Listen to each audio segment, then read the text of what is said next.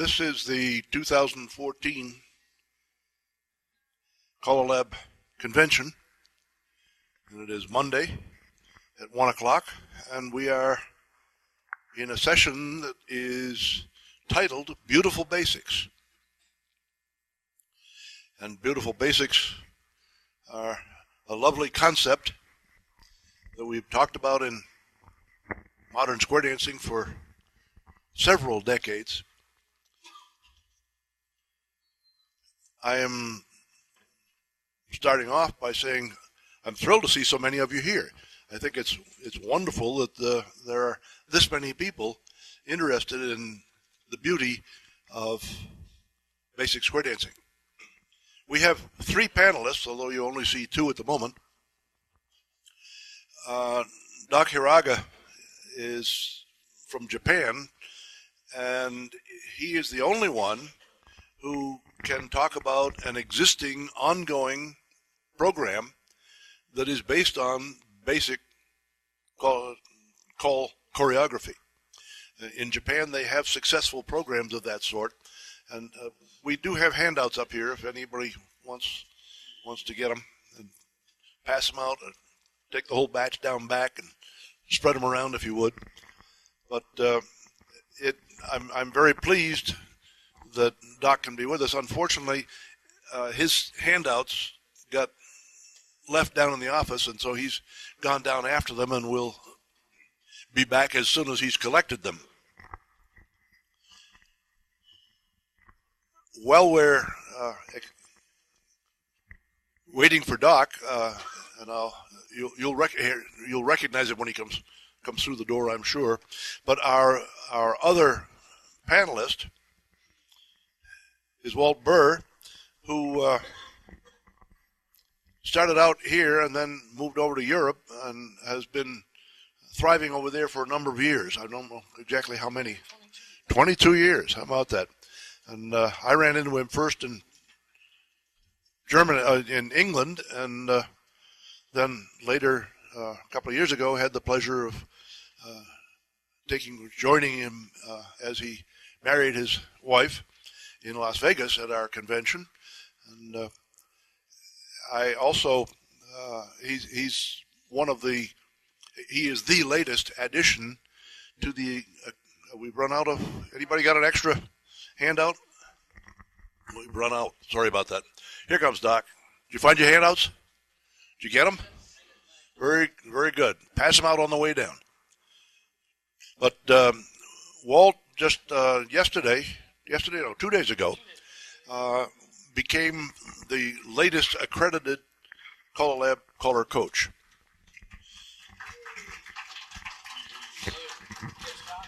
Here's Doc Hiraga. Yeah. Why don't you move over?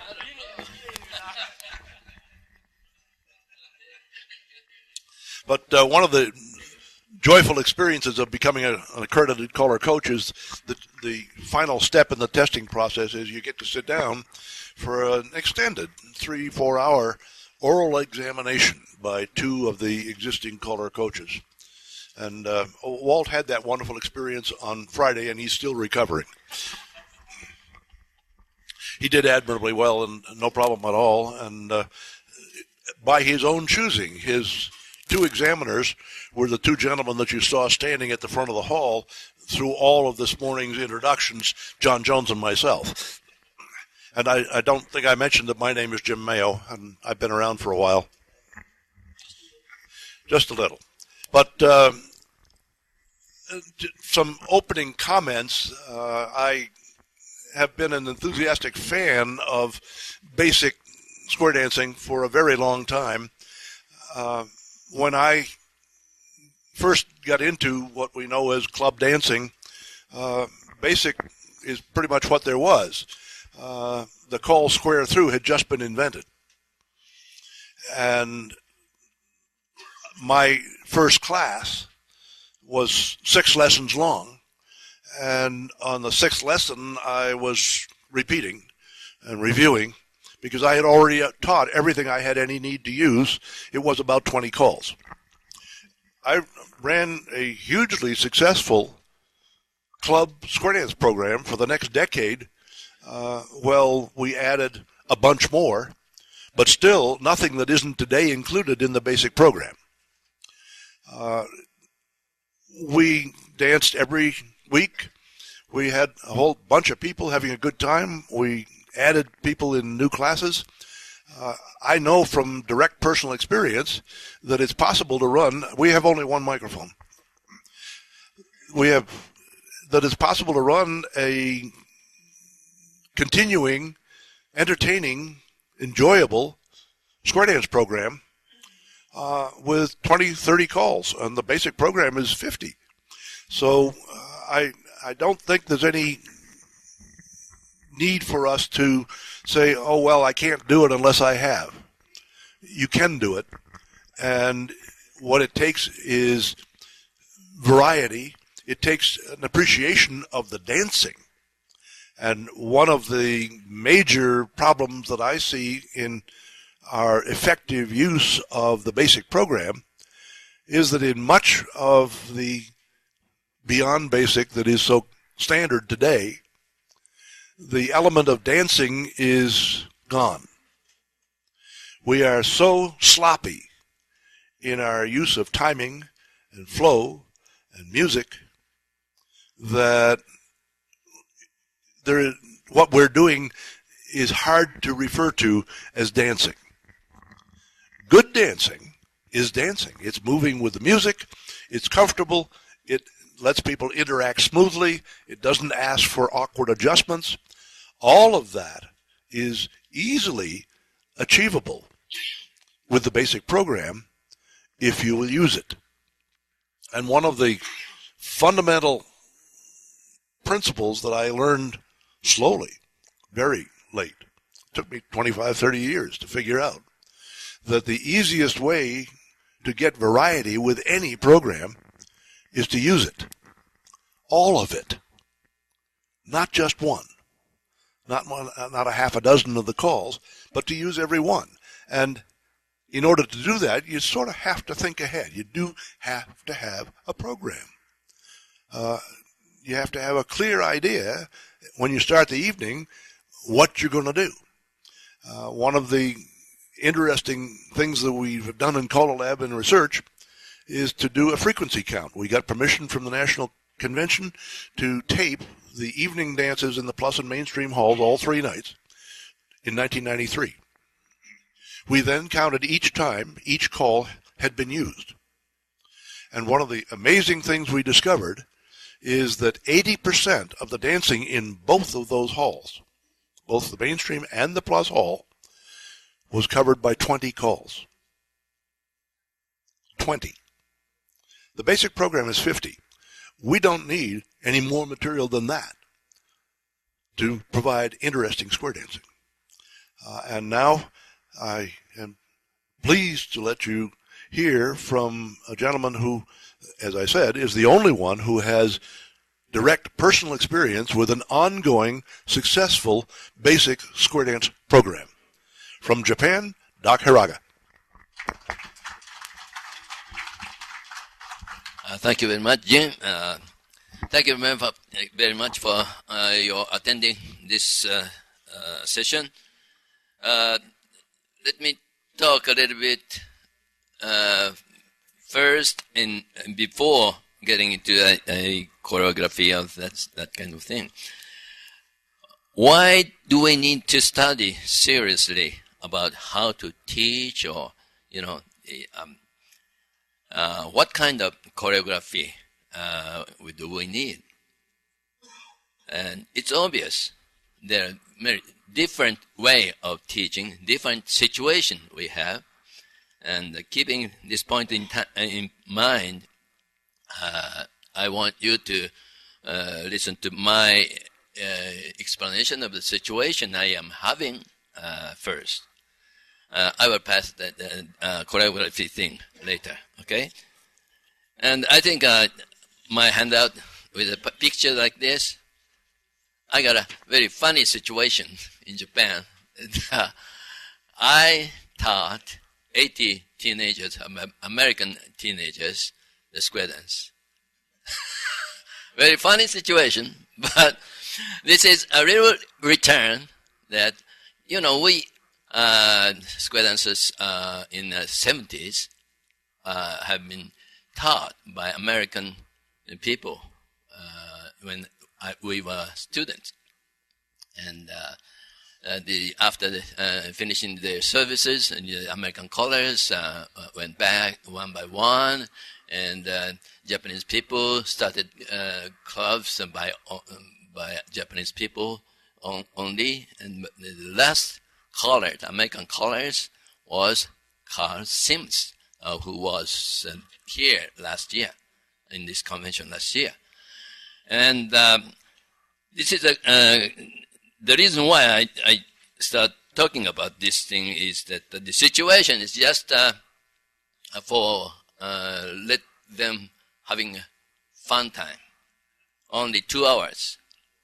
That is a situation 0, I would say, because they don't have no intention to go into the square dance activity, just for passing 2 hours as a fun time.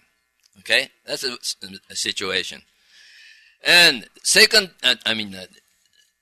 my real situation, number 1, is in the separate handout. Please look into the page 1.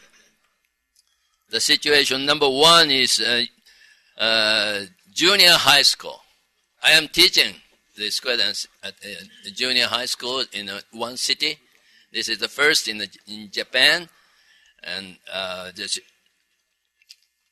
makes the education-related ministry of the Japanese government decided that junior high school first graders and second graders need to have the dance program within the physical subject.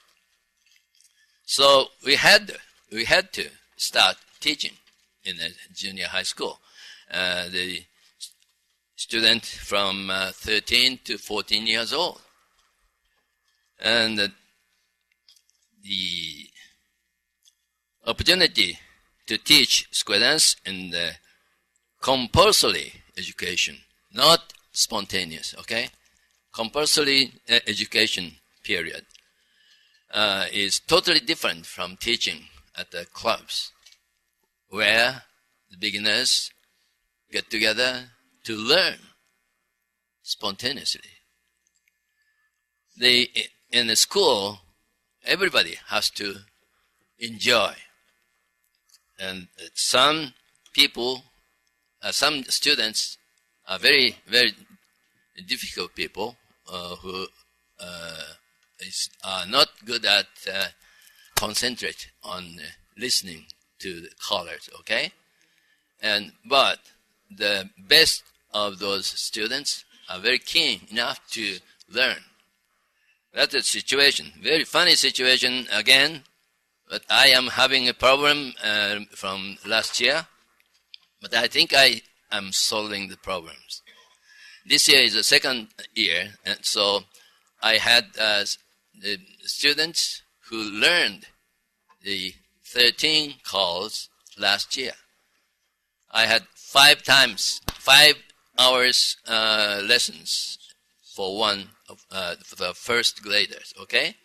This year is the second year, so we have to add some more calls. But the problem I had is that some are good. They remember what I taught last year. But maybe 1/3 of the students, no remembering. So it's a very wide range of the student. Okay? So the situation is very difficult for me, and I couldn't control 80 students in a gyms, and I'm concentrating on to a weak square set, but in behind there are some more weak squares, and so it is quite difficult. But it was a very good experience for me that only 13 or 16 for the second graders. 16 calls are just enough for them to enjoy after learning 10 hours. Okay? I thought in the beginning of this schedule, they are young, so they must be very fast to learn the square dancing, but it's not the case. That is school teaching situation. I call it situation number 1. Maybe you can look at the second page. You will see the pictures. This picture shows that they are enjoying, but one one student with a disability of hearing joined the square dancing. So actually 3 teachers, one lady, 2 teachers are taking care of him. So I could make a square dance in front of me, but in the back, a lot of booing. It's too easy or something like that. But I have to deal with that problem, okay? But this is the situation of the less number of calls than 51 is just enough, okay? And situation number 2 is normal square dance club, but it is a square dance circle created by myself in my area. Maybe I have 4 groups, those groups, and they are dancing, basic dance only. But I don't tell them this is a basic dance. I just teach, and I have no goal to finish the basic dance. But they don't know which is basic, which is mainstream. So it's okay.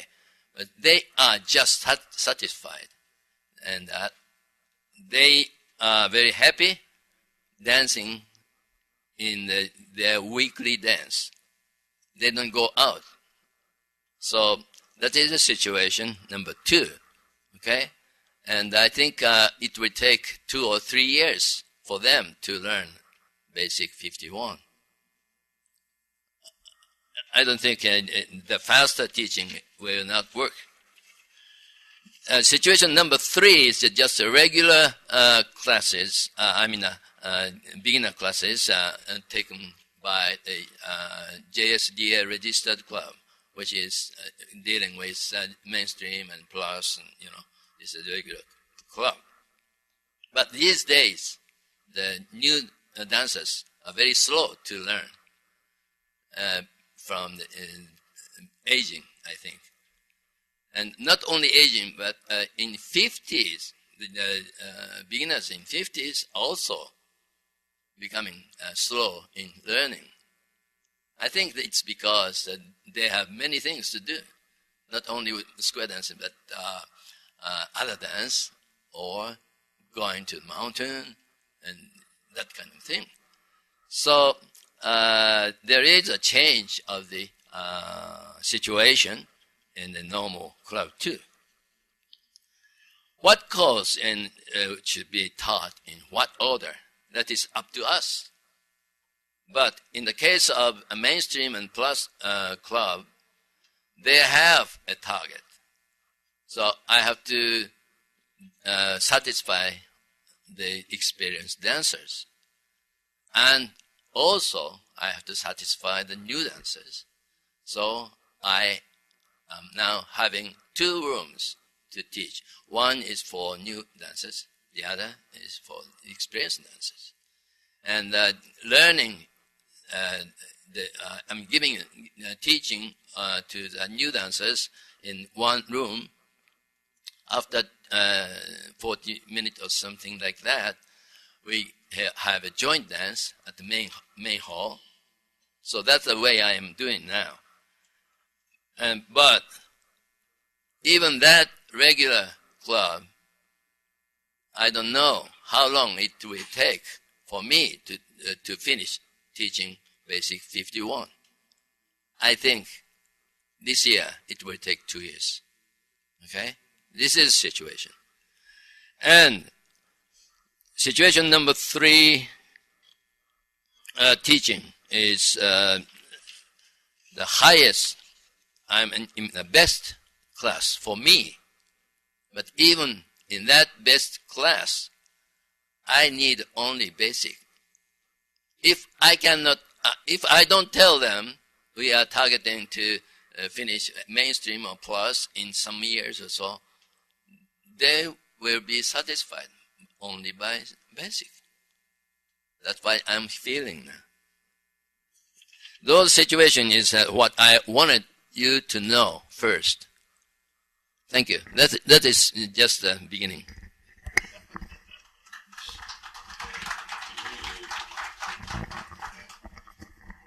And his is an enviable situation for most of us. We don't have the opportunity to present basic with the support of the dance community, nor unless we do it in our own groups. One of the other problems is that if we try to run a basic-only program, we find that the existing dancers come and cherry pick. They quickly identify the ones that they would like to have succeeding in their club, and lo and behold, they're swept away. One of the primary issues that I see is if we're ever to make basic a successful program, we'll have to find some way to keep the existing dancers away from them. But that's not a popular view, and I'm not sure that I'm authorized to say it in public. Nevertheless, it's now on the tape. Let's first of all, do we have any questions of what Doc has said so far? If we do, we can do them. But if not, let's move on, and we'll let Walt talk to us about what he has to say. We'll have plenty of time for questions at the end. But yeah, there's one. Name first. My name is Jim Osborne. I call in San Francisco Bay Area. I would appreciate it if those of you that are well-known, callers, coaches, there's lots of video on the web with people leaping tall buildings in a single bound, and non-dancers that look at that have no idea what it is. It would be really nice if those of you that are indeed capable or have a good basic program would do a video and put it out for all of us to share with people, so that it is not intimidating to new dancers. That would be wonderful. I spent 10 years as chairman of the basic committee, back when there was one, trying to find, and I used a lot of CALLERLAB resources. I scoured the nation to try to find a continuing basic program. I also tried to start one, and Joe Casey and I ran one for 5 years. It was a hard fight, and the cherry picking went on actively. This was 30 years ago. But to my knowledge, there is not an ongoing basic program in the United States. We know there are programs like that in Japan. I don't think there are any in Europe either, are there?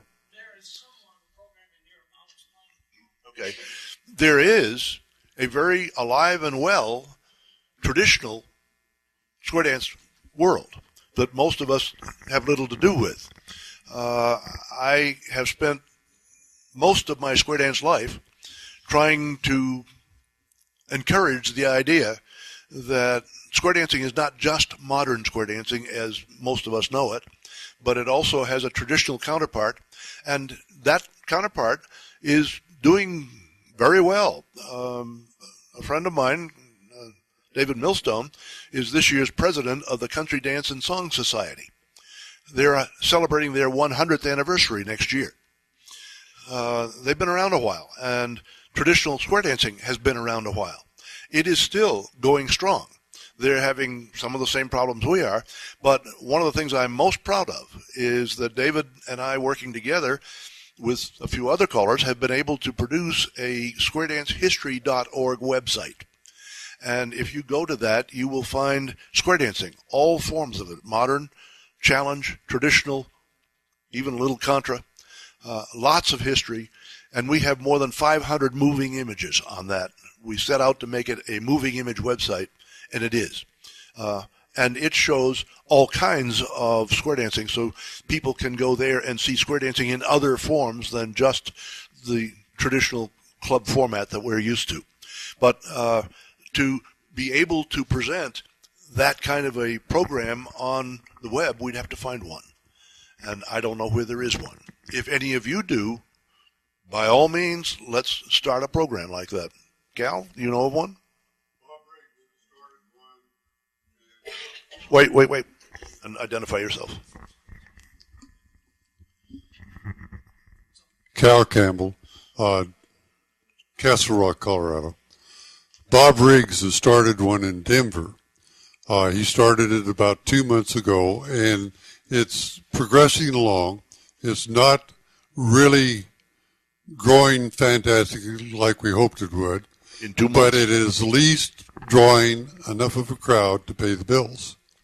And hopefully, if anybody could do it, Bob can do it. He's very good at that.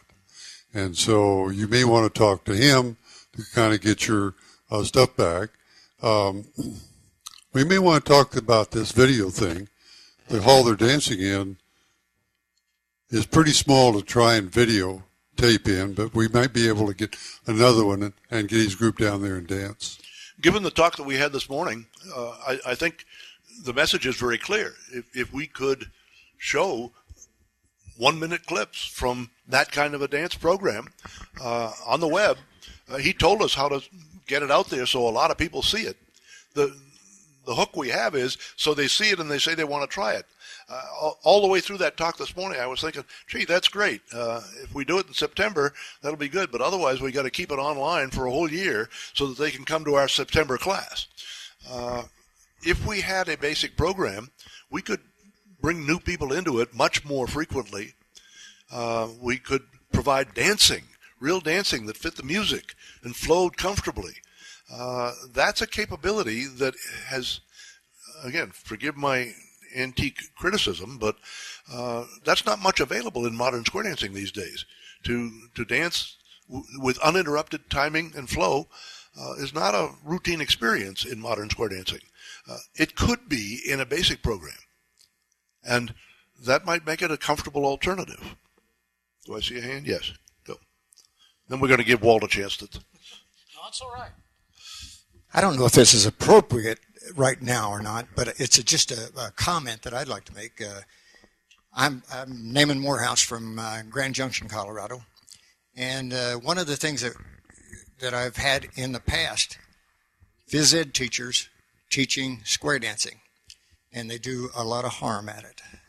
Somebody will come, I had this and that in college, I had this and that in high school, I don't care much about it, this and that, so forth. I think they do a lot of harm. This program that the doctor's got going is something that maybe we want to mirror over here. That's one of the reasons we have him on our panel, is to tell us about it.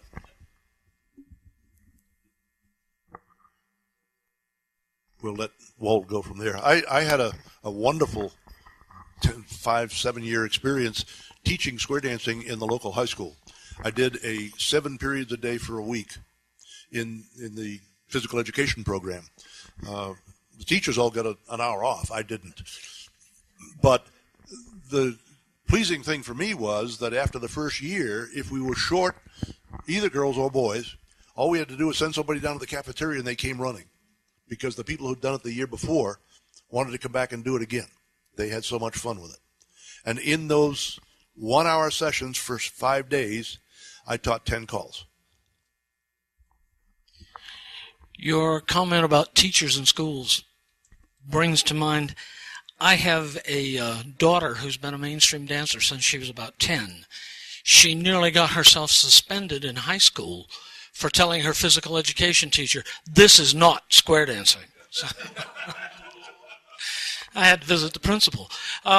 In Europe, by the way, I live near Munich, Germany, and I live almost in the center of one of the biggest square dance communities in Europe. We don't have the level of organization that Doc has in Japan. What we do have is what we call area student parties. And what we're seeing more and more and more is that graduated dancers will come out and support these things. We had the Munich area student party 2 months ago with 350 dancers for basic dancing. Of those, less than 50% were students. The rest were graduated dancers, mainstream plus and A-level dancers. The same thing happened to the Stuttgart area student party. They had 250. Less than half were students. Rhine Valley was the same way. ECTA, the European Callers and Teachers Association, organizes 2 what they call student jamborees a year. They are basic level dancing. When I say basic level, I mean basic is 51. This year, the North Student Jamboree had 300. The South had 280. That's almost 600 dancers. And again, less than half were students. The rest of them were graduated dancers. Dancers will come out and enjoy basic if we do it the right way. You heard Jim say the timing, the flow, letting them dance with the music instead of almost fighting against the music is the key to this whole thing. We're seeing what we're hearing. When I say we, I mean ECTA and some of the area callers. We're hearing more and more and more. People are getting tired of puzzle solving. They're getting tired of it. And I'm not picking on any program, but the advanced program in our area is decreasing year by year by year. Right? For whatever reason, they are losing numbers. The mainstream program, particularly in Germany, is gaining from what we see through ECTA and through the European Association. So the dancers will come and support this. Just as an example, Spring Jamboree, the European Association Spring Jamboree, last month, we had 10 squares of dancers from Russia, Moscow, St. Petersburg, that area. None of them had finished the mainstream program. They were halfway through. They were almost at the completed basic. And they got on a bus and drove 20 hours to come to a jamboree where there was no basic dancing featured. And they came in to the mainstream hall where I was calling with a good friend of mine and said, "Can you do something we can do?" So he and I looked at each other and said, "Well, we won't tell anybody, but we'll just start calling basic." And we did about 90 minutes of basic, and nobody noticed. Not a single complaint. And we're talking about 35 squares of dancers on the floor. 10 of them, it was only 10 that had completed the basic program. The rest of them were mainstream dancers. Not a soul noticed. All right. It will work if we do it properly. If we go back to letting the dancers dance. If we go back to giving them the first beat of the music and letting them dance and letting them enjoy it instead of pounding away at them to solve this puzzle. Jim and I were talking the other day. What I see in Europe, especially with some of our young callers, they come to the end of the tip and the dancers are going, "We made it." Instead of, "Yeah, that was great," it's, "Oh, we made it." All right? We need to get away from that. Basic dancing will work. We just have to do it the right way. Questions? Can I continue for just a second? If you look at the handouts, I haven't had a chance to read Doc's, although I have read his material in the past, and I'm sure it's extremely good. This one just has a variety of figures, singing call figures and things like that. I think all of them have probably been tested. Did you test the ones you sent me? You did, okay. The ones for me, 1 second, be right with you. He's first in the back. Take them home, try them out. Let your dancers enjoy them. Right? Let them dance with the beat of the music. That's the key to this whole thing. I'll shut up now. My other question is that on the flash drive? Because there's no more handouts. I was wondering if that's on the flash drive. The one you just that. Yeah, they're on the flash drive. Okay, thank you. That one, Docs, I don't think made it onto the flash drive. I don't think Doc's is on the flash drive. But I know this one, the handout with the picture on the front is on the flash drive. Yeah, no, you can have it. Go ahead. I've got it on the flash drive. One other observation, I'm not sure you were were all here when I started off saying that about the CALLERLAB research project where we went and did a frequency count at the National Square Dance Convention. What we did was to tape the dances in the mainstream and plus halls 3 nights, Thursday, Friday, Saturday. Then we went and 3 of us sat down and counted every use of every call and put them on a spreadsheet, totaled them all up, and discovered, somewhat to our surprise, the guy that campaigned to do this is no longer with us. Bill Davis was one of our heroes, but he said, go do this. It won't make any difference. We'd all do it the same in clubs as we do in conventions. I didn't believe that for 1 minute. But I had already spent 10 years collecting club dances, tapes, and counting frequency counts. And when we got all done, the frequency count at the National Convention was almost identical with the frequency counts we had gotten from 30 different clubs scattered around the country. So take it on my faith. I'm sure that today it isn't much different. I'm hoping to be able to demonstrate that, to prove it in the next year or two. But the bottom line is that in the mainstream and plus halls, 80% of the dancing was 20 calls. In the mainstream hall, only 3 of those 20 were not on the basic list. Most of the dancing we have today is basic dancing. We choose not to notice that, and we throw in a bunch of other calls. But 80% of the dance is 20 calls, and 17 of those are basic calls. We are calling basic. Are we calling it well? Are we enthusiastic about it? Do we love it? Do we care about it? We should. I'm campaigning for recognize that the core of our square dance activity is still the basic program. And most people don't want to look at that picture. I'm asking those of you who I'm very thrilled to see so many of you here. It's an interesting aside, but good dancing is good dancing. And I'll share one other anecdote with you. I went to a Callers Association and was doing a presentation. I asked them to get up and form squares, and I called 2 sequences, dances. And then I asked them if any of them, callers, could tell me what the first sequence was. And 2 of the 8 who were dancing did. I then went back and I asked them if they could tell me the second sequence, the one I had just called, and 2 of them could. I then went back and did it again and asked if any of them could tell me what the first sequence was. None of them. 8 callers, 2 sequences, all 20 calls long, 20 to 30 beats, not extended sequences, but none of them could tell me what the sequence I had just called for them that they had just danced. They could not repeat it for me. Now, are we worried about our dancers being bored? Excuse me. Another anecdote on the same line. A long time ago, Al Brundage, calling for my club, at the end of the 3rd tip, came down on the floor and said, Jim, I want to apologize. I've used the same figure for the first 3 singing calls. I had danced all 3 of them and had not noticed. Different music, exactly right. And most dancers are much, much less aware of choreography than we think they are. They don't know choreography. There are a few hotshot, most of them are going to move on to advanced if they haven't already. But there are a whole bunch of callers who came into this activity because they were fascinated with geometry. But even in the Callers Association, they couldn't remember the previous figure. I don't think we have to worry about repetitive choreography anywhere near as much as we do.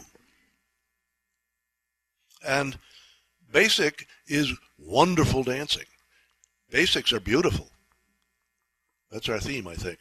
Doc, did you want to have some more to say? Do we have any questions? Any more comments? I would welcome supporting views. Or negative ones. I can handle it. My name is Art Parks. I'm from 9 Mile Falls, Washington. I just wanted to make an observation of something you just said, and that is to say, we had a square dance convention, and it was in California, I'm pretty sure, and a guest band there was the Ghost Riders, and I went to dance to the Ghost Riders, and you know, different callers were calling, you know, in successive dances, and about, while I was there, about 4 callers called, and damned if they didn't use an identical scheme of, or a succession of calls in each of those 4 dances. And I noticed that. I guess maybe I would, but I guess I'm just saying I certainly noticed that the dances were identical, although, you know, the music was a different song and so forth in each instance. So I'm not picky, but I did notice. I think many of us are callers, and we're in the business of noticing.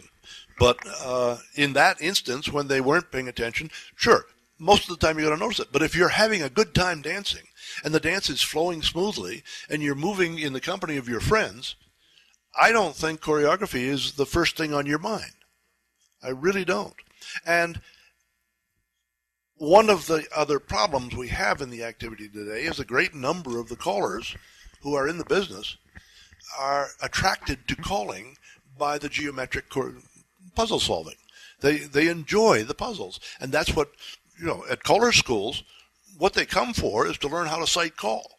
They want to solve puzzles with the least possible amount of work, and that's not how you do it. But these are the people who are now teaching and enthusiastic about it. It's hard to find the experience of an evening of good, smooth, uninterrupted choreography that fits the music. One of the things we've gone crazy with is, God forbid we should use the same figure 4 times in a singing call. Excuse me, that used to be the place where we really got to dance. We could move with the music. Go, pass the microphone. All right, this is, I'm Alan Riggs, Bob Riggs, out of Centennial. We started our basic club in October, and we are emphasizing that it's a place to come and relax and enjoy the foundation for all of the programs. And we've promised great music, good fellowship, and smooth dancing. And the dancers that are coming are really enjoying it. And we've had some A dancers who have come to reacquaint themselves with what they have forgotten. And they are still continuing to come. It is not a boring dance at all.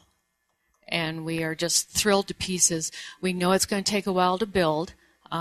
We've had as many as 3 squares, but we've always had enough to dance. I'm not surprised, and thank you for the information. I wish you all the success in the world, and I was hoping you'd mention that there were some advanced dancers coming, because I believe that there are still a lot of people who came into square dancing because they enjoyed dancing. They liked to move with the music. And sorry, Jim, didn't mean to interrupt. The 4 times through the same figure in a singing call is really obsolete, and that's too bad, because that was a time when we could really lay back and let it happen. And I don't think that we need anything more than 50 calls to provide all the challenging, interesting, varying choreography that most dancers have any need for. More comments, questions? Jim Osborne, Northern California. I want to thank you for your comment about Bill Davis. He was a good friend of mine, and we did that program based on frequency for frequency of use, and it worked quite well until it got negative comment from others that didn't understand it. I think I have one of the few mainstream clubs in Northern California, and we are finally growing after getting away from Plus. The possibility, or the guy this morning, for me, his comments were around one thing, is that marketing stuff, and you've got to do it frequently. If you have to teach a class once a year, that doesn't succeed, and particularly if you have to teach people all the way to Plus in a year, some of them aren't going to make it, and it's a tough nut. Basic gives the possibility of having 2 or maybe even 3 classes in a year, and maybe growing our activity again. Absolutely true, and I had another thought as I was listening to him and commiserating with myself about the fact that we only open our activity once a year. I can envision a club-sponsored entry program available every other night, every other week, based on repetitive the use of a small vocabulary, not even the full basic necessarily, but an evening of dancing and sociability. The primary product that we have to sell is not dancing. It's sociability. And the thing that kept our clubs going so strongly in the past has been the fact that this was a place where people got together and enjoyed each other's company. I used to marvel at the people on the executive committees of my clubs who would meet once a month and spend the whole evening, 8 or 10 couples, planning what my wife Joanne could do in about a half an hour a week. They spent a whole evening, and finally it penetrated my thick head that they didn't come there to plan the dance. They came to enjoy each other's company. They had coffee and cake and conversation and talked about the kids. That's a product that we have been selling for half a century, and most of us, me particularly, failed to understand that.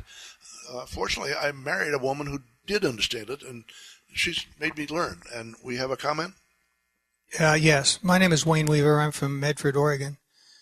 I see a few gray heads here, so I assume there are some people here who are probably nearly as old as I am.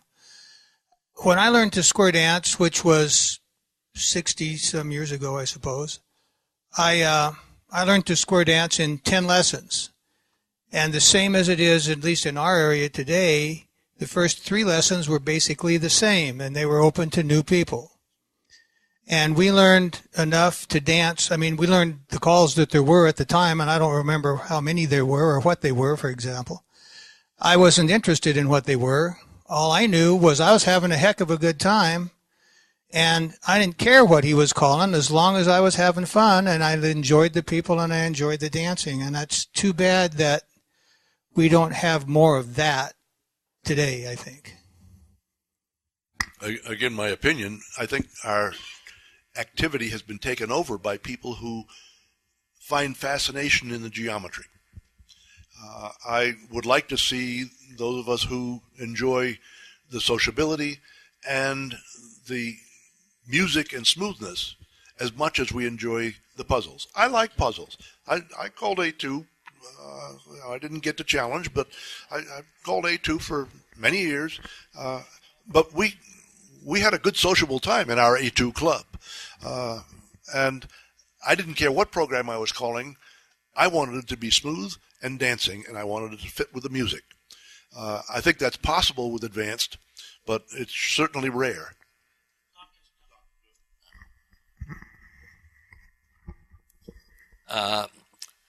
Even so, even the situation, the various situation requires us to consider the number of calls or teaching way, method or something like that.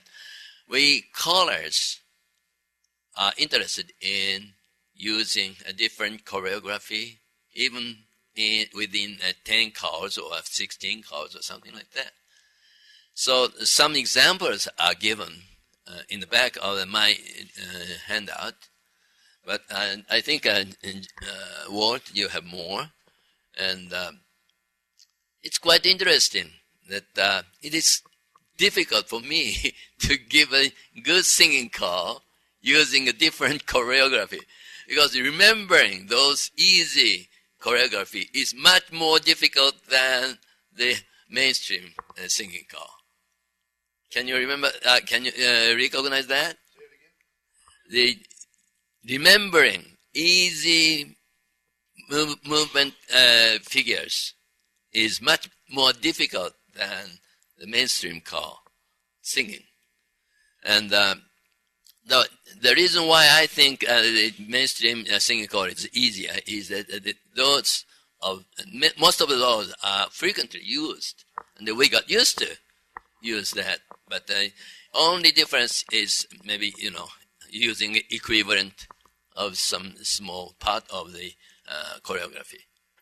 But in the case of the small number of calls, it is not easy. And not only a singing call, but hash call. We have to get very exciting get out. Even if the number of calls are limited, we can create very interesting getting out. So that is the information which I think we are going to publish. Oh, okay. That's what I wanted to say. Jim and Doc, I want to thank you for bringing that point. Who are you? I'm sorry, Dennis Clark from Indianapolis, Indiana. I want to thank you for bringing up that point about it's okay to use the same figure 4 times in the record or in the music. I have a really medically I have a problem with memory, and I have tried to tell callers that, and they don't want to buy it. But because of that, I have to have little cards sitting down in front of me, because I have had so many callers tell me that it's bad to use the same figure 4 times in a row. Well, leaving here, I'm going back to do what I used to do and use the same figure 4 times. I'm going back to using good choreography in my singing calls, and not worry about, what these eggheads, excuse me, this is being recorded and I put my name on it, what these guys say. But I want to thank you for bringing that up and making that point. I don't bring it up. I absolutely believe in it. And about 15 years ago, I gave up varying the choreography on my singing calls. I routinely, until I quit calling a couple of years ago or a year ago, I routinely used the same figure 4 times through. I might make a minor adjustment at the end, but I used the same figure routinely, and I never heard a comment from a dancer. I never had a dancer come up to me and make any comment at all. Many times they came and said, "Oh, wow, you're smooth." But the other telling factor is I routinely ended the dance with almost as many people as came at the peak of the evening. People didn't go home early from my dance. I think that's the bottom line. If you want a test of how well you're calling, count the number of people who've gone home before you got to the end of the evening. And the smaller that number is, the better your dance was. Yeah, a bit of credibility. How many of you knew or can remember Bill Peters? Okay. Bill, in one of his books, freely admitted that when he got a singing call, it came out of his package of 40 different routines that he just circulated around. But he basically didn't even read the call that was down there, or if he did, he normally went back and selected one of those singing calls. Okay, did any of you ever hear Ed Gilmore? Okay, Ed Gilmore was probably one of our smoothest callers up until the day he died. Ed would come into a hall and he would repeat the same figures at least twice during the night. Okay? What he would do is change the music. And you would never find a dancer complain about Ed's calling. It was absolutely marvelous to dance to. There were nights that I have danced to Ed that I could identify the same figures 3 times. But you didn't feel the same because music was different. Unfortunately, a lot of people do not agree with what you're hearing today. I say that's too bad, but I invite you to make your own decision. Do not get the feeling that all of the hotshot callers agree with their friends that you always have to change the choreography. There are a bunch of guys in this business who've been around a long time, myself premier among them because I've been around longer than most. And I will tell you absolutely that the kind of choreographic variety that we are imposing on our customers these days is at least partly responsible for the dropout. Carol Wilson from Reno. I'm home. Oh, long walk. Long walk. I consider myself still a new caller. And I have heard from others, I find myself, I try to change things around, but I'm still a dancer as well as a caller. And the comments I hear are, oh, I wish that caller would get more records. Not, I wish they would change the pattern. And that is the comment I have heard about a lot of different callers. So I'm not sure it's the pattern. Yeah, more records are good, but better than that, don't keep using the same records over and over.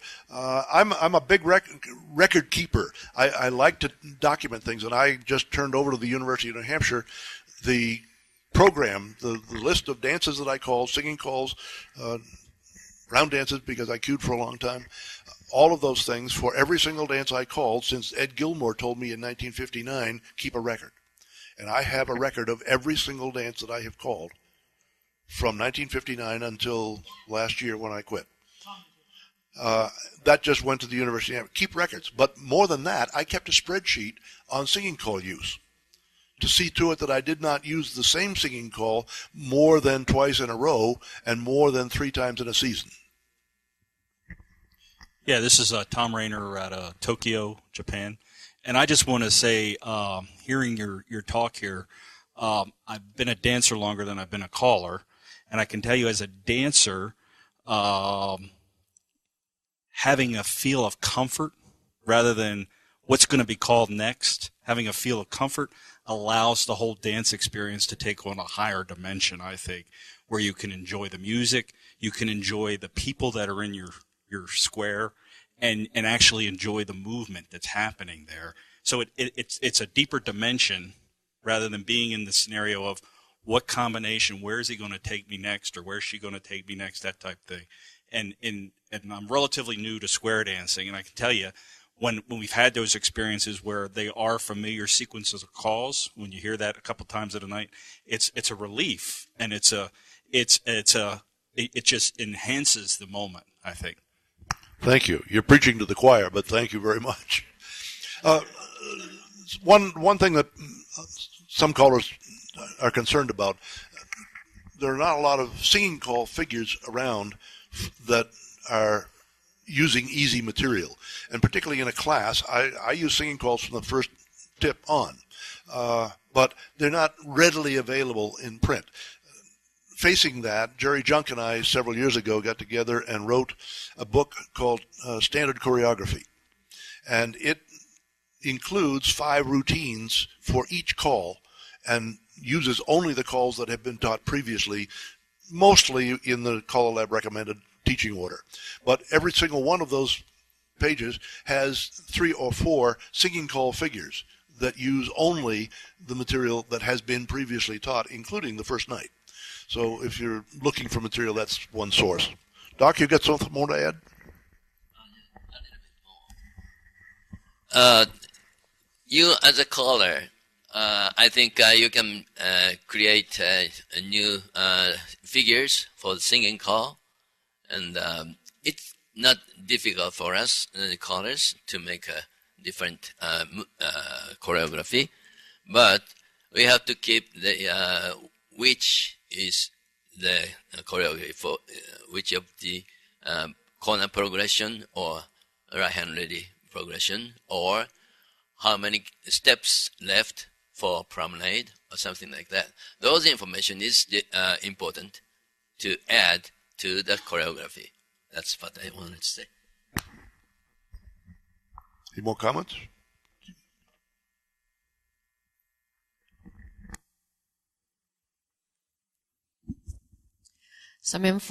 This is Alan Riggs from Centennial, Colorado. My husband Bob has received singing call figures for Basic 1 and over 30 pages of singing call figures from Heiner Fischl.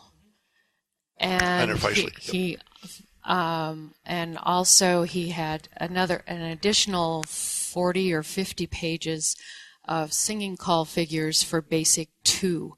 We are using those at our Basic Club, and some of them are absolutely incredibly simple and varied, and it will twist your mainstream and plus dancers. Oh yeah, they just love them. And are they on Heiner's website, or are they in print? I'm pretty sure they are. I think he has them. He has a very substantial website. Yeah, it's a great resource. Yes.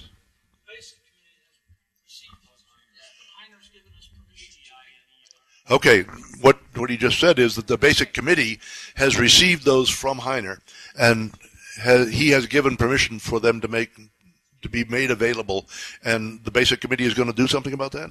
Yes, we are. Very good. I know Heiner quite well. He lives over in my part of the world.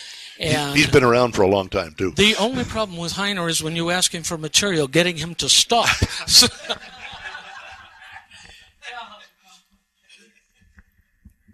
Just another resource. Go to Vic Cedars choreography database, and you're going to find, I think there is something over 1,000 different modules in the basic section right now, and a large number of singing calls.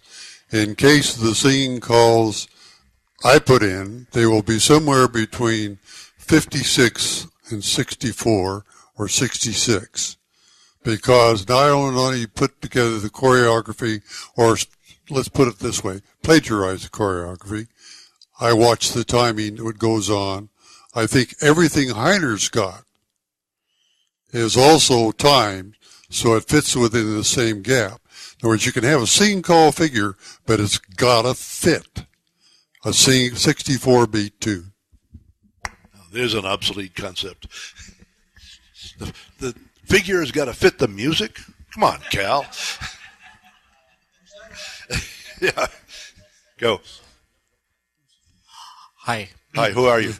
My name is Nick Kusha, and I'm the person whose name was mangled this morning from Merced, California. And I've been a contradance caller for most of the last 15 years. And I've only started square dance calling in the last 2 or 3. And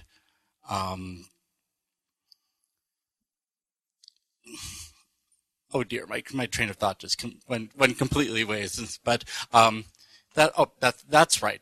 In the contradance world, at least in the Bay Area, we've seen a large influx of younger people, and we've also seen more squares being called at our contradances. I know when I call, I've started doing traditional and even some basic level calling as well.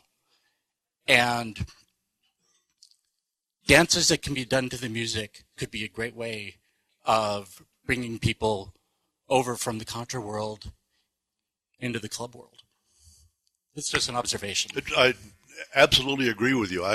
When I started dancing in ancient history, Ralph Page called his routine dance was a tip of 3 squares, square tunes, and then a contradance, and then 3 squares and a contradance. Not 3 tips of square, 3 squares in a tip. So they alternated squares and contra. And his squares were fit to the music in exactly the same way that the contras were fit to the music. In those days, he didn't have to cope with figures that took 3 steps or 10 steps. Everything was 2, 4, 6, or 8. And we rarely did a grand square, but that was the exception. 8 was it, but they were all multiples of 2. We have a lot of stuff in modern square dancing that is not multiples of 2. And if it isn't, then you have to put a couple of them together to make it fit the music. That's a concept that is not widely discussed in our activity these days. More's the pity. I'm sorry for being so unhappy about the disappearance of dancing, but the more I sit in the stands and watch at conventions and dances, the more concerned I become that we are still using the term dance in our name of our activity. Okay, good. Jim, my name is Barry McCombs from Calgary, Alberta, Canada. I'm a very new caller. I've been calling for a group of seniors this year, and I would like to know where to get a hold of your book. Is it the same as yesterday afternoon, bring $20 to the front? No, Palomino sells it. It's on Palomino. Thank you very much. And the name of it is Standard Choreography, and the authors are Jerry Junk and myself. Microphone down here. Question? I don't know whether they've got it, but I think they do. They've been selling it steadily. Hi, my name is Naaman Morehouse again. One comment that I'd like to make is my father and my father-in-law both called hoedown dancing. I go back, I started calling in Hawaii, and I called for about 18 years over there. And I turn around and I come back to the States. I go back up to Indiana. My father-in-law says, go with me to hoedown dance tonight. So I went with him just to see what was going on. Here's the difference. I had my club over there. We danced 4, 5, 6 squares. How many people is that? 50? Tony had at least 300 people coming in the hall every weekend. And he did the same thing. Birdie in the cage, run around your corner, take a little peek. That was his whole thing. I was telling my wife, I said, the beauty of it is count the number of people that's coming into his hall and count the number that's coming into my hall. We got 2 different programs. I'm not, I can't say absolutely that traditional or hoedown is a better thing. I don't think it's a better thing. I think square dancing is square dancing, and one of the most wonderful things about it is that we can offer it in such a huge variety of formats. We can challenge dancers, and we can also do a hoedown with people who come the same week, week after week, and do the same dances. And what they're enjoying is the other primary value that we have to offer, sociability. And if we can combine the sociability and the musical experience and success, sounds to me like a winning product. I don't know why we fight so hard to see 2 of the dances don't succeed. Basic is still almost 80% of every dance. Let us not apologize for basic. Let us say, this is square dancing, and set about using it well. If I may, real quickly, do we finish? I think we're almost on it. 1:15, yep. Okay. We're going to shut it down. You heard Jim mention the BASIC committee. CALLERLAB has created a BASIC ad hoc committee under the mainstream committee chairman. I'm the chairman of the BASIC ad hoc. Doc is the vice chair. And our committee brief is to find ways to make BASIC more acceptable to callers and dancers. Our first target is the callers, because we have to persuade the callers before we persuade anybody else. If any of you are interested in being part of this committee, come and see Doc. He maintains our email list. You'll see a press release with singing call material and stuff coming out after this convention, after I get back home. We'd be very, very happy to have more people. We have 25 now. We'd be glad to have you. And join me in spreading the word that at least 70% of square dancing, modern square dancing, as we know it, all the way up through the Plus program, is basic. They should join us. Thank you all for coming.